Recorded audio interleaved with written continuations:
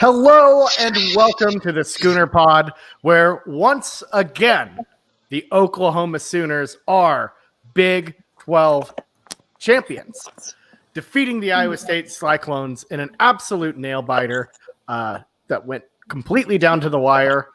But hey, order is restored in the world. OU's won 6 straight. Iowa State is once again not a conference champion. So overall, hey, things are good. I could not be happier.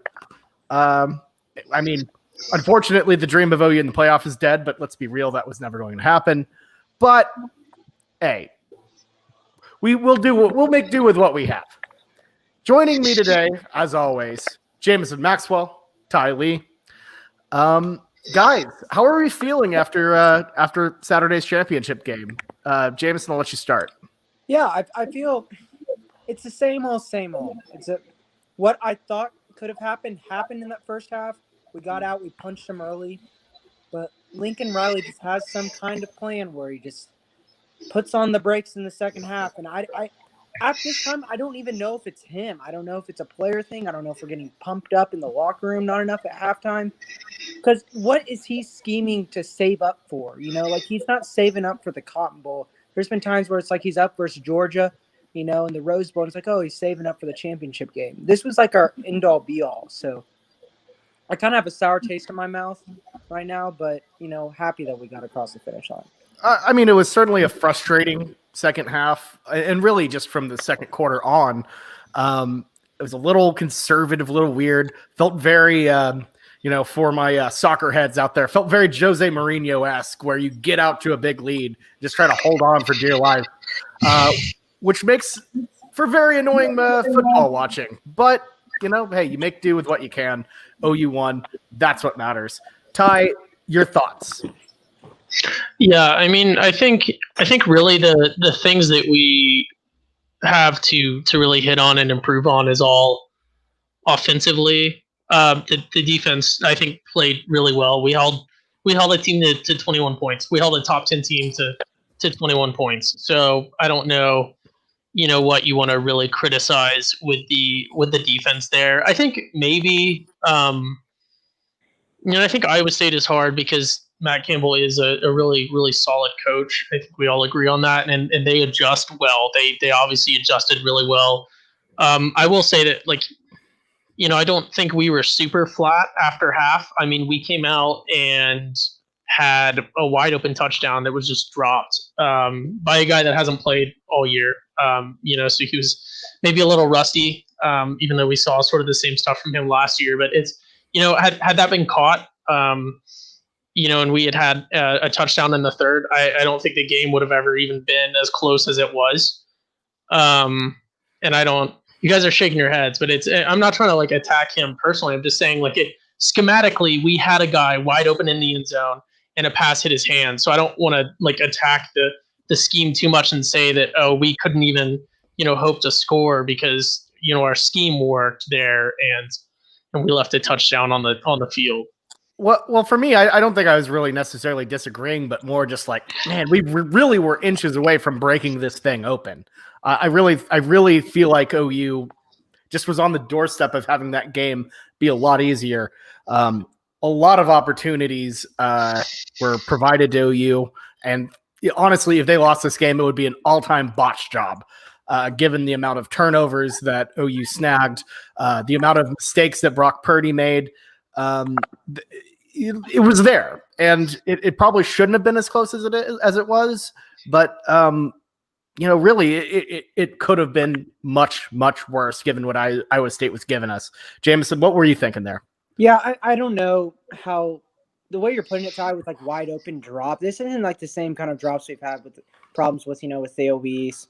The one game with Marvin Mims with Stockton this year. This was a diving pass on a go route with the guy on your hip. That's a tough catch. I don't think we can go at Trajan saying you should have caught that. I understand it hit his hands and the rules, if it hits the wide receiver hands, he could catch it. But that was a really, really tough catch.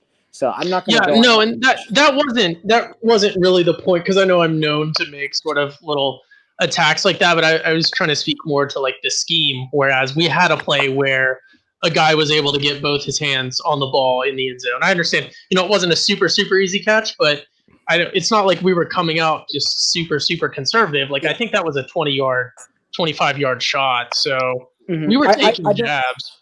I don't want to disagree with you too much here, Ty, but it's just the scheme is what really killed me the most. There was a 3rd and 7. We run a screen ball on the 38-yard line, on the other side of the field.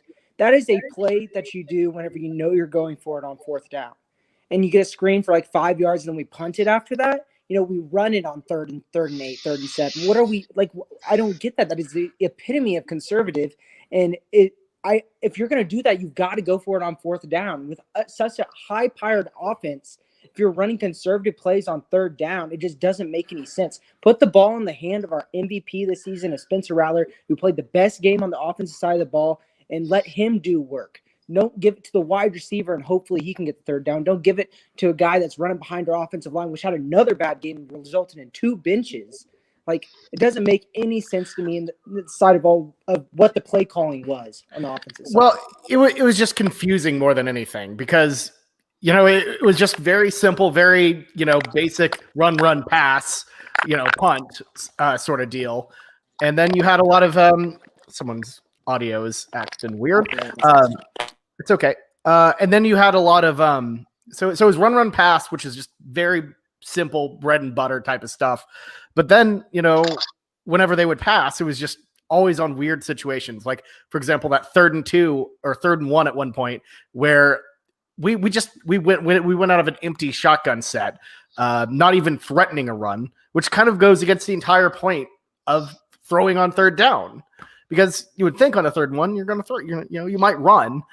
So at least have that threat available.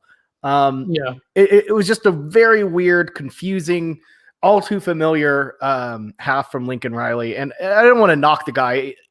Beating a team as good as Iowa State, that's an accomplishment. That's absolutely an accomplishment. This game was an accomplishment, but it just, there were a lot of frustrating things that, I think if we do this again, we might get beat by Florida. And I understand how insanely spoiled we are as OU fans to be complaining about a championship winning performance, but at the same time, we got to be objective. We got to be critical. So.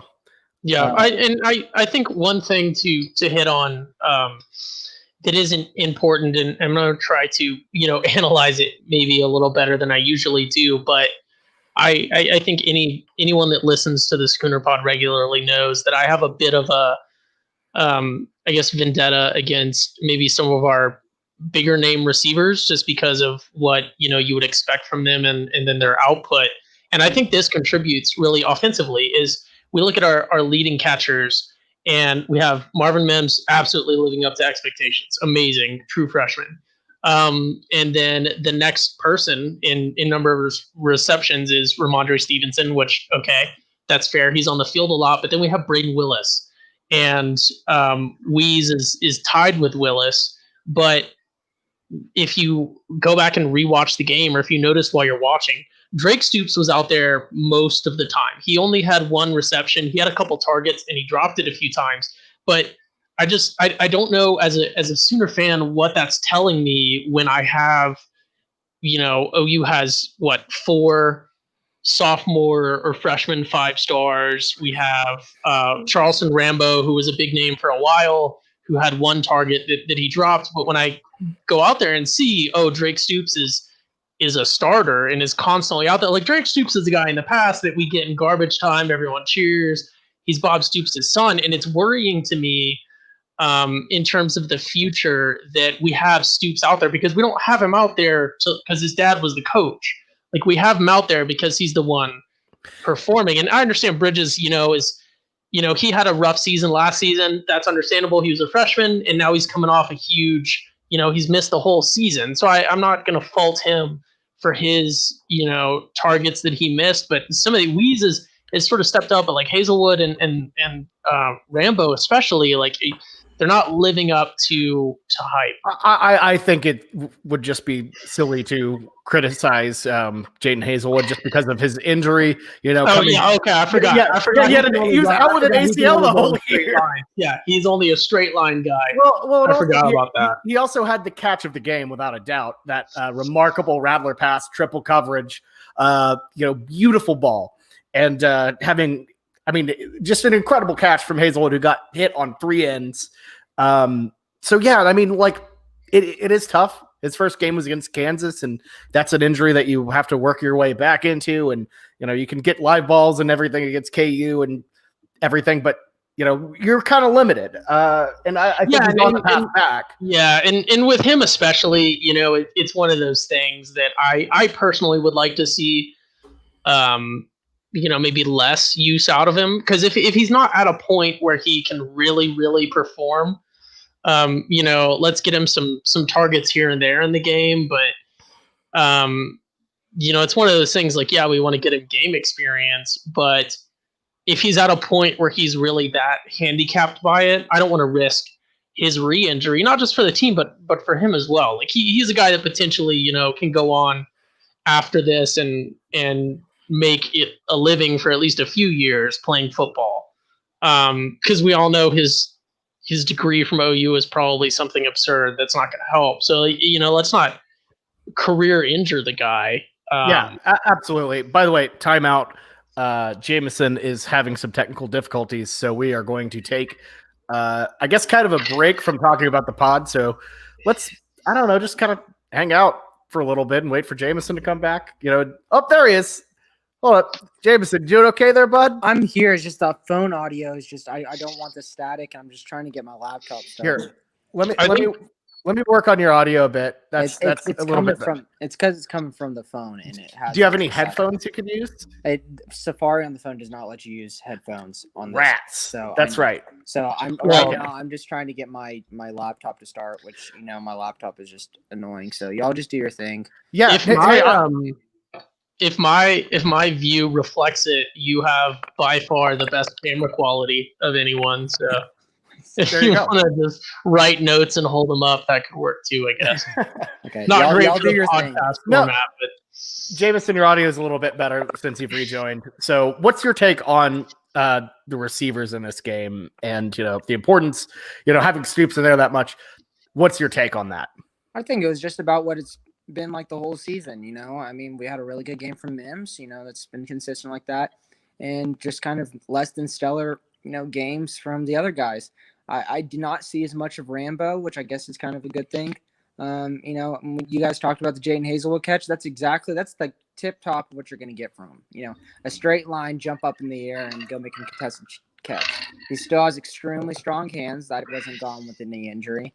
And, he's still an athlete. So, all in all, it's an average game from them. Nothing really too much to talk about.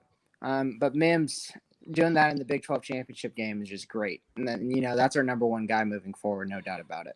Absolutely. Now, you mentioned that before you got off here that you thought this was Rattler's performance of the season. Tell me about what you saw in Rattler that really, stood out to you here. Yeah, I don't know if I must have misspoke. I don't know if it was like his best game of the season, but he was composed. He only had one throw of the day that I was just like, what is going on here? And that was the dropped interception into the catch. But there's a reason he won the MVP over many guys that were very deserving. You could have given it to a whole lot of guys. You could have given it to Trey Brown. You could have given it, to, Mims. You could have given it to a lot of people. You could, but he got it because he was composed. He led us in that first half. The way he was pressing the ball down the field and being the general of our offense, that was the reason we were up so big. Iowa State had no answer for us. I gotta say, as great as he was, there was no quarterback more efficient than Chandler Morris, who had the play of the season in my mind. Lincoln Riley randomly bringing out our small white kid from Highland Park to run it in on him. Like, that was just such an excellent moment. Very much loved that. Just super, super tricky. Hilarious. Killed me. And I'm pretty sure Mordecai went straight to SMU after that one. Yeah, I mean, you had to see that one coming from a mile away. Tanner Mordecai, SMU, that's just a fit made in heaven. Just to hit on Tanner Mordecai, that's 3 years of eligibility, so SMU got a good one there. But yeah, dude, Chandler Morris, that was legitimately, whoa, what is going on? And they're panning over to Spencer Rattler, like, is he hurt? Is he hurt? And I'm like, no, I think that's a gadget play. You can't forget how fast Chandler Morris is. And they also had, it was a double freshman back there in the backfield. It was a weird thing. So that was a really cool play. Definitely a really big moment. Yeah, but congratulations on Mordecai for transferring to the SMU school for Red River quarterbacks who just didn't make it, as is tradition. No shade. I'm just saying that's a good spot for him. It's good to see him stay in the Big 12. So, oh my gosh, I'm gonna keep saying it until it becomes true. That's funny. I gotta say, our prediction, which was very obvious, of Stevenson making a really big difference in this game, was very true. The offense looked a lot different with him in the game. Just flowed a lot better. Provided a lot of options that Iowa State just couldn't stop. Yeah, and that's one thing that I want to hit on for the fans out there is this game is what Stevenson is for. I think we got a warped opinion. I was really trying to temper everyone's opinions on Stevenson when he had those few games when he came back where it was like 4 touchdowns, ridiculous runs and stuff. This is what he's built for, is sort of just grinding out those yards and being like a oh goodness, it's going to be a bad comparison because I forget the guy's name, but the Patriots. LeGarrette Blount.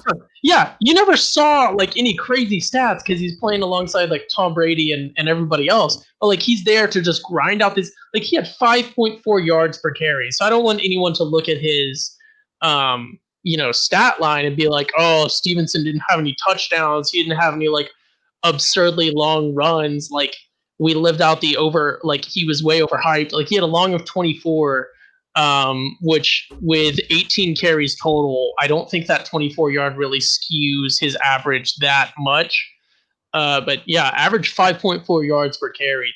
That's really good. And this is the game that he's built for. And I think that this is a game that NFL scouts are really going to look at and be like, hey, this is a hefty dude who's mature and is, when you just watch his running, it is a whole nother level from last year. Last year, he was just going to rely on his weight and just pound it at people in garbage time. And he's really making cuts. He looks like a really good running back out there. And I don't want anyone to think like, oh, that he's lost a step or anything else. Like this is the best team we've played since he's been back, obviously. And this is, knock on wood, hopefully what you're going to see out of him in the NFL next year is the same kind of runs. This is what he's really built for. He's not an all-purpose back like we've been using him against garbage teams. So I just had that to say on Stevenson. He has a role, and he definitely fit it and filled it here.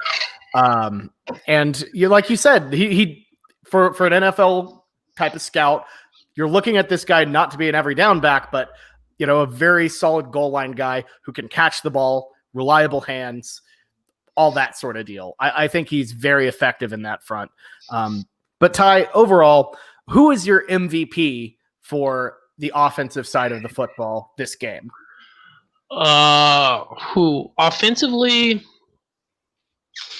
I kind of want to give it to. I think there's 2 obvious ones here, and that's obviously Mims and Rattler. I want to give it to Rattler especially because that first quarter especially was just absolute fire. I don't think he had an incompletion until the second quarter, if I'm correct. And his first 2 incompletions were just straight up drops as well. I don't know if anybody remembers that. So I'm going to go with Rattler. Finished 22 for 34 with 272 yards and a touchdown. He got cheated on one. Obviously, that Chandler Morris touchdown, which is amazing trickery. If I can just kind of touch on that, because I know that Iowa State, like he Rattler faking, like he had like an injury or something as well, because he's had some hamstring like issues throughout the season.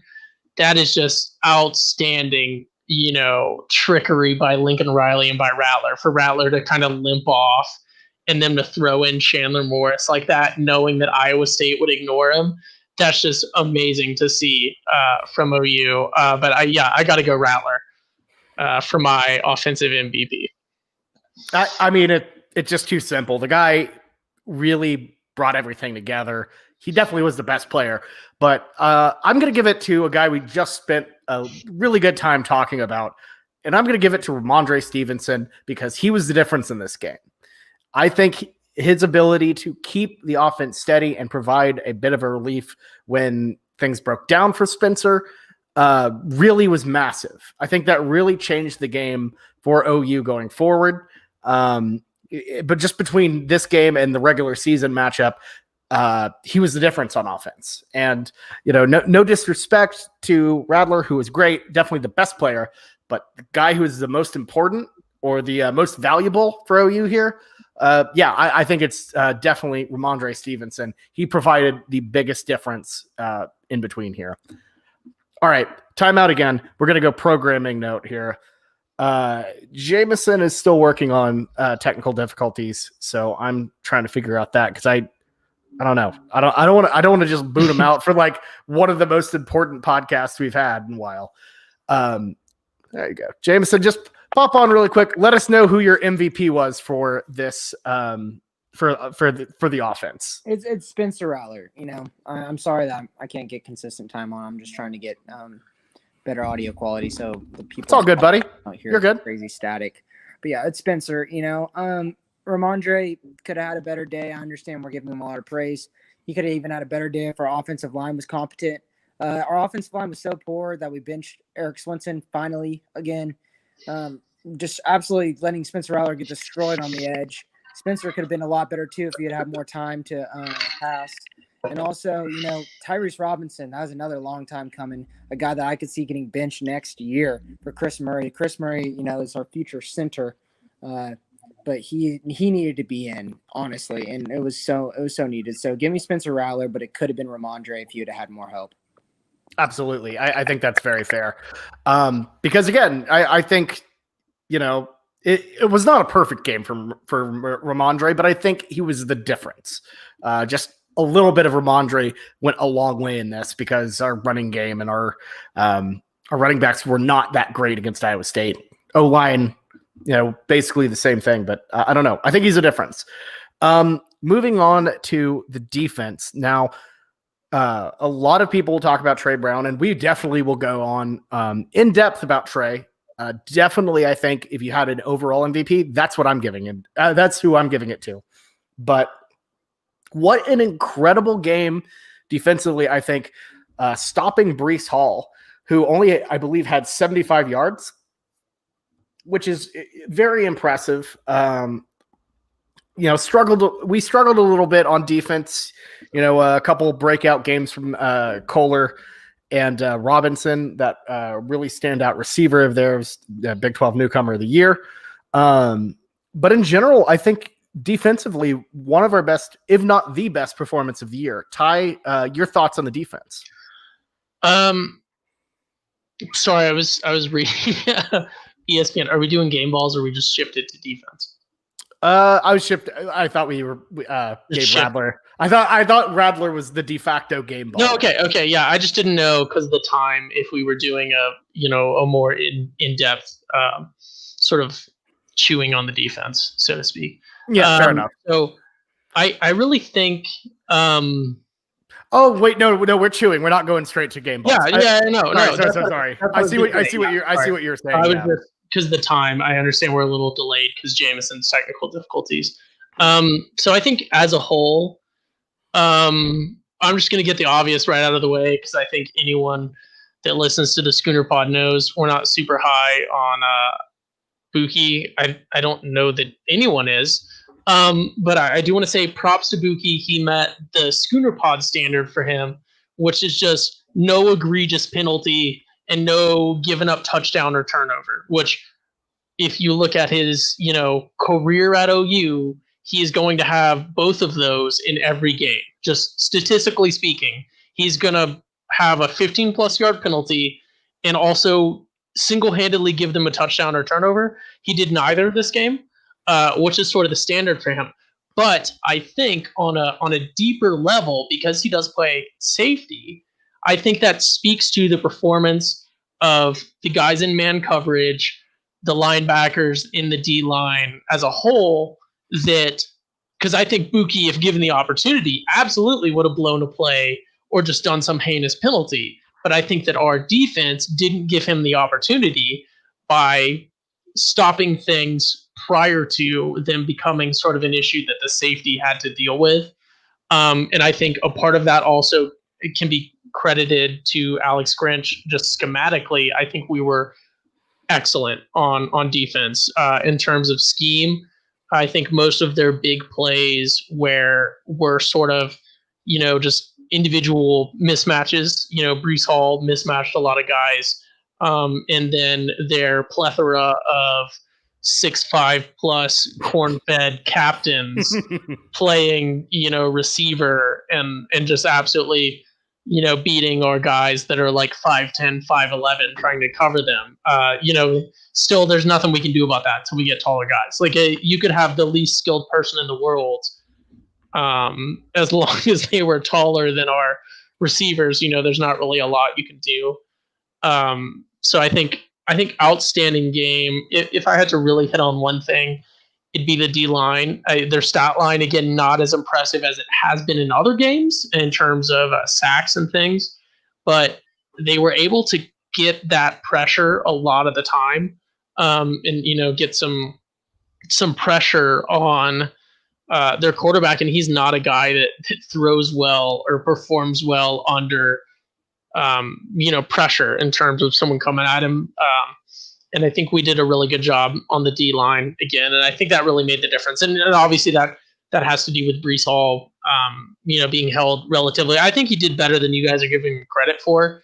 I mean, he averaged 3.4 yards per carry, which is not bad, but 2 touchdowns and a 15-yard long. We held him to 79 yards, but he got 2 touchdowns. So I think it was less Brees Hall was bad, more we held him to where he didn't murder us. And that's a very good thing because, again, he's the best, in my mind, the best running back in college football. And I really, really think our defensive line stepped up, plugged those gaps, made it really, really difficult on him all day long. Which is, again, I think that's Iowa State's bread and butter.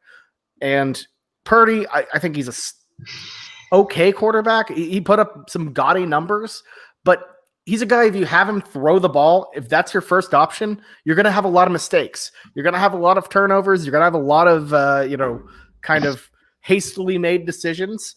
And I think we saw that.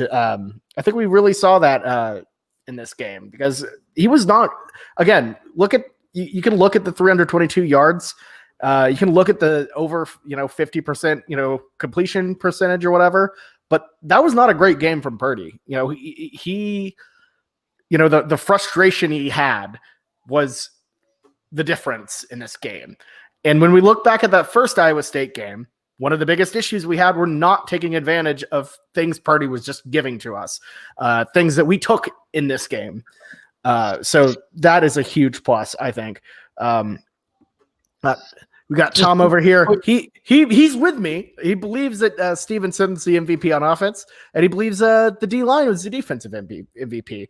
And what's the difference from the last Iowa State matchup? Because, again, Perkins makes a huge difference. 1.5 sacks. That's a remarkable, performance for a game. They were just in that backfield. Incredible performance. Also, great performance from the secondary. We had several really good picks. Obviously there's the, game ender from Trey Brown. That was just a duck thrown up to him. Trey Norwood had an excellent pick as well in the end zone. And then Pat Fields. Yeah, Pat Fields that was his first interception. I was very shocked to hear that. Yeah. Was it really? Just career or? Yeah, first career interception. Let me see. Tom shouted out. Wow. Wow. Yeah, my Shiner cheer sweater. No free ads. Also, shout out to the fans and I guess you as well, Bobby. It does take. I think it takes a level of football understanding and knowledge beyond just the average to give Stevenson credit for this game. Like I talked about, I think it's really easy to look at the just the overall stat line and see less than 100 yards and 97, so basically 100, but less than 100 yards, no touchdowns. I think a lot of people would be like, oh, okay, whatever, just looking at that or just glancing at the game, but seeing the impact that he's had, I think giving him credit where credit is due is props to the individuals that are doing that prior to it getting mentioned. Once you've seen the answer key, then it's whatever. It was about how the offense paced itself, how steady they were. We did lose time of possession. I'm not trying to drag on too much. We did lose time of possession, but only by like 5 minutes, I think. So better than is normal for OU. And I think for a 6-point game, the team that lost being on the negative side of time of possession is pretty impressive. Yeah, absolutely. And another side we really got to shout out. The linebackers I thought were phenomenal. Nick Bonito, really solid performance on his end, as well as Brian Asamoah. I thought it was a very solid performance. Just all around great game from every level of defense.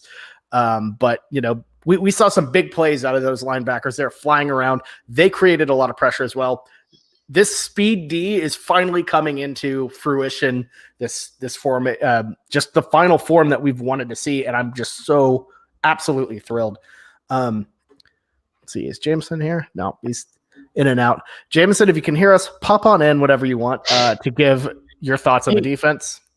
We need to just join with audio. I think your video is taking some of your bandwidth. Let's do that. We'll just have audio. Better off. Yeah. There we go. We have audio Jameson. Jameson, your thoughts on the defense. And I think that the biggest key when it comes down to the defense is you really can't pick out like this guy was our MVP. The MVP was our defensive staff. We made adjustments from the time we played them last that were extremely evident that made us do so well in that first half. I understand the comeback was a little bit frustrating, letting them back in the game, but the offense was not giving them any help whenever you score, 3 points in that span. Just another one of those duds. So let's not put it on the defense's shoulders too much for that comeback. You talked about, Ty, about Buki. It's because he barely even played. He was on the field very, very minimal. I guarantee the lowest snap count he's had in years. And we had Trey Norwood playing the nickel a lot, so they wouldn't put Charlie Kohler out there and try to bully Buki. And I said that in the pregame pod, we got to find a way to get Buki on the field, but not get bullied, not let Iowa State know what's coming. And we did that, and it worked really well. And we got in ahead of the first team, all Big 12 quarterback, made him throw 3 interceptions. So all in all, the scheming was beautiful. And I think if there's a game ball for me, I'm giving it to the coaching staff. Yeah, I think we can roll just right into coaching or game balls. That's a very good pick. For me, I got to go with the man who just owned AT&T Stadium. I'm sad we don't get to see his finale in the Florida game in about a week or so. It's got to be Trey Brown for me. The pick, solid performance on. I feel like it's cheating to reward him for his special team performance, but he was remarkable there. So, maybe for an overall MVP, I'm going to give it to Trey Brown. Defensively, it's for me, it's again got to be the guy who was the biggest difference maker between this game and the last game, and it's Ronnie Perkins. I thought he really tore it up. Iowa State had their hands full with him, especially early on. So give me Perkins with the for my game ball. Ty? Yeah, so my game ball defensively is going to go to – I'm going to go a different route than you guys and sort of hit on my, I guess, recurring theme, if you will. If you guys can't tell that I'm still in college, here we go. I have things that I'm like programmed to look for. So my recurring theme is sort of performance weighted with expectations for you. So for my defensive game ball, I'm going to go with Woody Washington, again, a freshman. Outstanding performance. He's a guy that he's number 0 on the defense. A guy that we didn't see a lot of early in the year. I think we got to give Jameson credit for sort of being high on him before anyone else was, and saying, "Oh, I wish we could see more out of this guy," from what I'm hearing from practice and stuff. Because I don't know that he really even played beyond garbage time in the first month or so of football, and he's really worked his way up to where he's at now: 6 tackles, 5 solo, which is really, really impressive. I guess you could argue as a cornerback, solo tackles maybe aren't a good thing, because that means the guy you're covering caught the ball. So I guess there is an argument there, but to go from not playing to being a starter and being up there on the defense and tackles is good either way. He didn't give up a touchdown, so I'm going to give mine to him in hopes that we get at least 2 more years of impressive play out of Woody Washington. Absolutely. I think that's a very good pick. Woody was very good. You'd be hard pressed to find a guy who didn't do well. When everyone was out there, I thought they were humming. They definitely got worn down at the end, but again, that's just fatigue. That's just being out there. That's on the offense. But yeah, I think we got to give a sunset to a segment of ours that we had from the beginning. And boy, did it have a absolute series finale. Beamer ball. Shane Beamer returned for one more game before he goes off to South Carolina to become their head coach. And boy, absolutely was it wonderful. Shane Beamer went out on top. Not only did we have a excellent Reeves Munshaw, punt that landed directly at the one without anyone touching it. But the coaching decision before that, the returning by Trey Brown was remarkable. Just in general, what a great game for special teams. Definitely made a huge difference in this ball game. Yeah, I think, like you said, I'm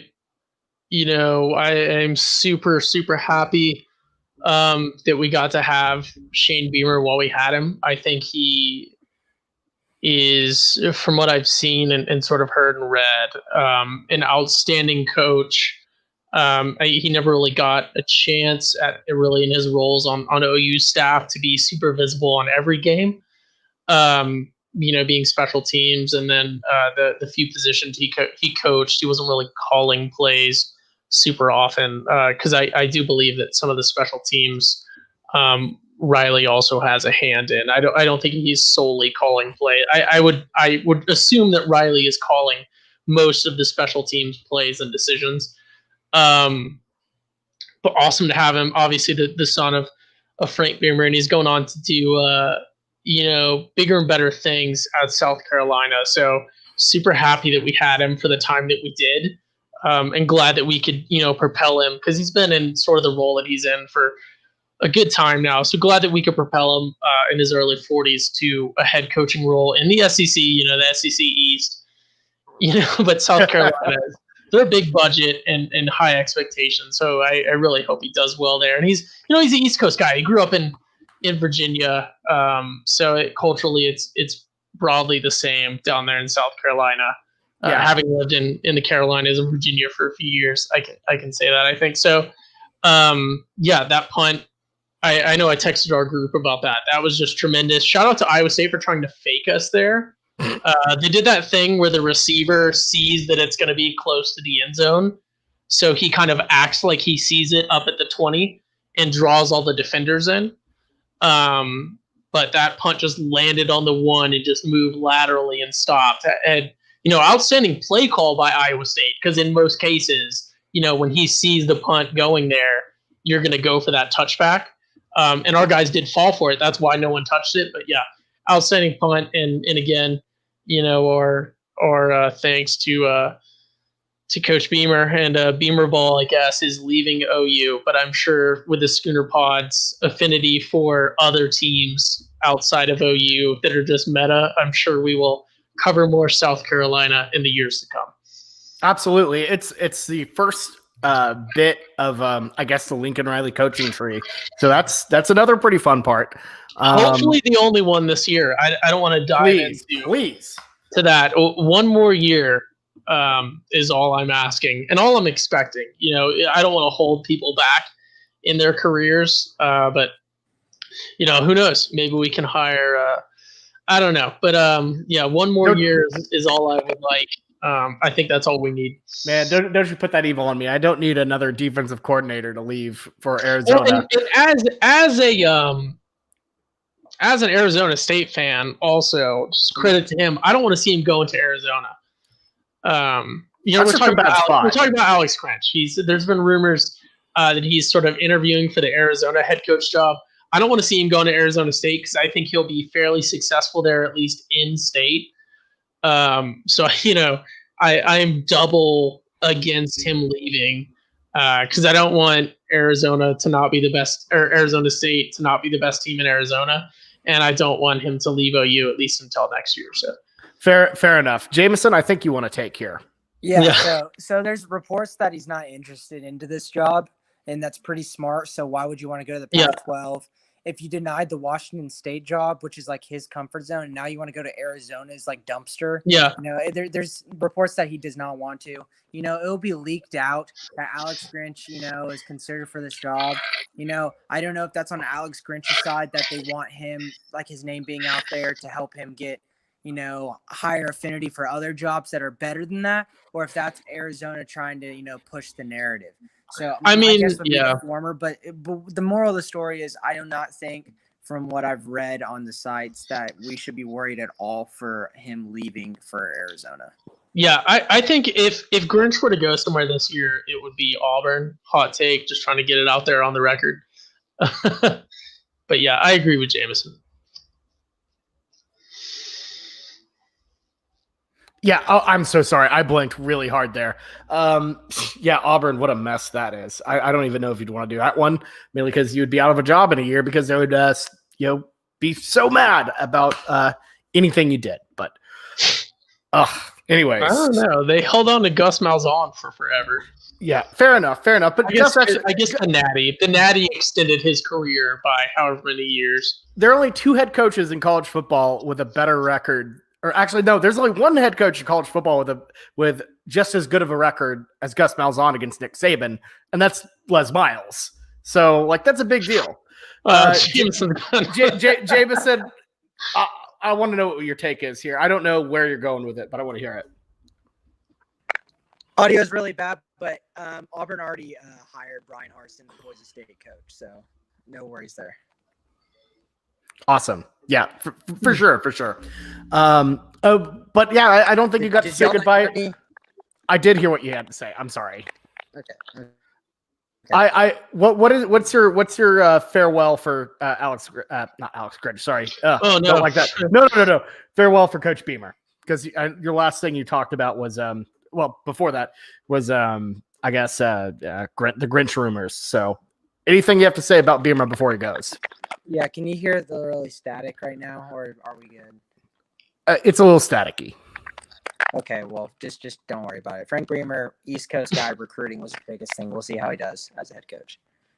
Fair enough. Hey, look, it's been a weird year, and we're kind of scooting across the finish line here, I guess, in terms of the season. But you know what? We're finishing out on top. We had a really good season, all of us combined. OU. It's been a crap year, honestly. This has been one of the worst years of college football I've ever seen. You can tell it by the bowls are weird. It's probably the year that makes the least amount of sense. We got a crappy Final Four. Just a real bummer to be a college football fan. But you know what? We made it. We rolled through it. We kept it together. And 16 some odd, 17 weeks later, here we are. We have bowl season. We've already seen App State.